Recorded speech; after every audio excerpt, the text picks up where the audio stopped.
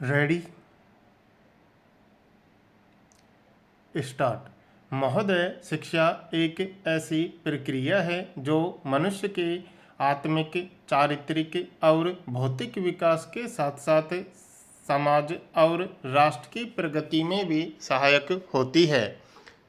शिक्षा व्यक्ति को आत्मविकास की प्रेरणा व शक्ति देती है और अपने आसपास की समस्याओं और आवश्यकताओं को समझने तथा अपने एवं समाज की प्रगति यानी व्यष्टि व समष्टि में संतुलन कायम करने की सूझ तथा क्षमता प्रदान करती है। इसलिए मानव के विकास में शिक्षा का बुनियादी योगदान रहा है। भारत प्राचीन काल में भले ही ज्ञान एवं शिक्षा का प्रमुख केंद्र रहा हो, किंतु मध्यकाल में कई कारणों से यह जीवन के अन्य क्षेत्रों की भांति शिक्षा के क्षेत्र में भी बहुत पिछड़ गया। पराभव के उस कालखंड में शिक्षा जहाँ एक और काफ़ी हद तक उपेक्षित हो गई, वहीं समाज के अधिकांश वर्गों तथा महिलाओं को शिक्षा प्राप्ति से वंचित कर दिया गया। इसके फलस्वरूप ज्ञान, संस्कृति और सभ्यता की प्रगति अवरुद्ध हो गई तथा हमारा समाज समग्र मानव कल्याण के अपने परंपरागत उद्देश्य से भटक गया। आधुनिक शिक्षा पद्धति का स्वरूप दो दृष्टियों से सराहनीय कहा जा सकता है। इसकी एक विशेषता यह है कि यह लोकतांत्रिक है, अर्थात इसमें सभी वर्गों के विद्यार्थियों को एक जैसी शिक्षण संस्थाओं में एक समान शिक्षा दी जाती है। और दूसरी विशेषता यह है कि इसमें महिला शिक्षा पर विशेष बल दिया गया है। यद्यपि सामाजिक मान्यताओं और धार्मिक अंधविश्वासों के कारण आधुनिक शिक्षा शुरू होने के कुछ समय बाद तक लड़कियों की शिक्षा का विभिन्न स्तरों पर विरोध हुआ, किंतु धीरे धीरे विशेषकर स्वतंत्रता के पश्चात यह विरोध कमजोर पड़ता गया और अधिक से अधिक लोग लड़कियों को शिक्षित करने की आवश्यकता को समझने लगे। यह सच है कि आज भी स्कूलों में जाने वाले लड़कों तथा लड़कियों की संख्या और महिला पुरुष साक्षरता दर में काफ़ी अंतर है, मगर इस तथ्य से भी इनकार नहीं किया जा सकता कि व्यवहारिक स्तर पर अनेक बाधाओं के बावजूद सैद्धांतिक रूप से अधिकतर परिवार, विशेषकर शहरी लोग, अपनी लड़कियों को शिक्षित करने की उपयोगिता को स्वीकार करने लगे हैं।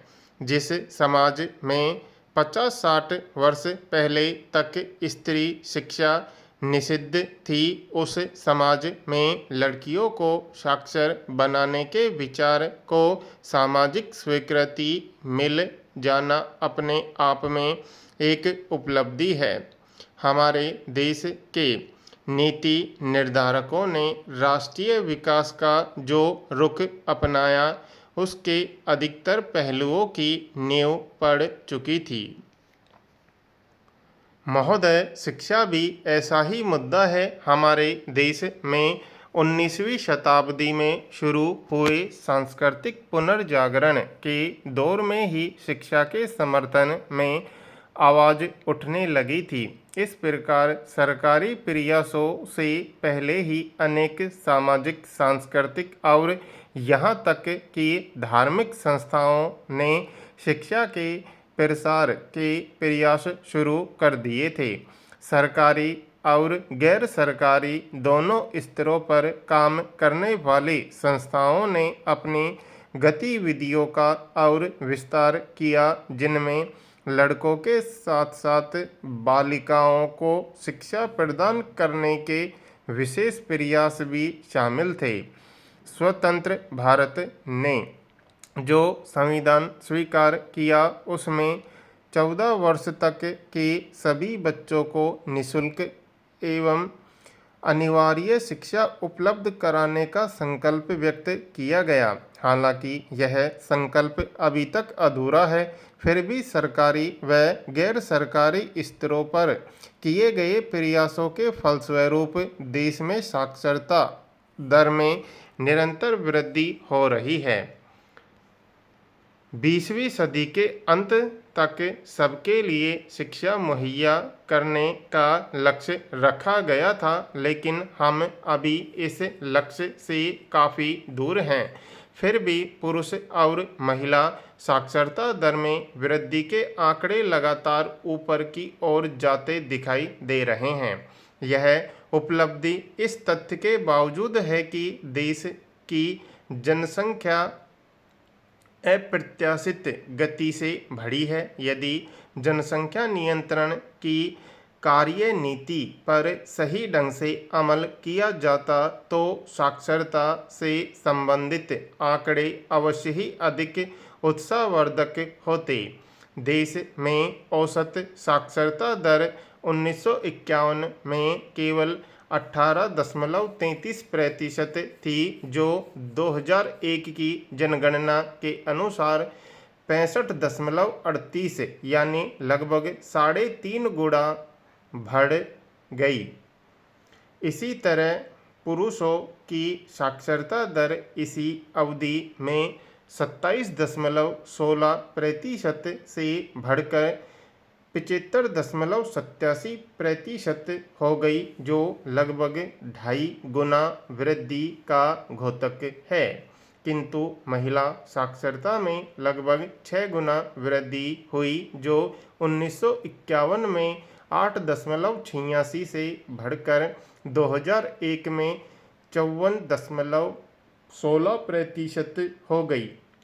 एक और उत्साहवर्धक पहलू यह है कि महिला साक्षरता की दर में पिछले दशकों के मुकाबले कहीं ज़्यादा बढ़ोतरी हुई है। साक्षरता दर में यह वृद्धि शिक्षा के प्रसार की दिशा में किए गए सुनियोजित प्रयासों का परिणाम है।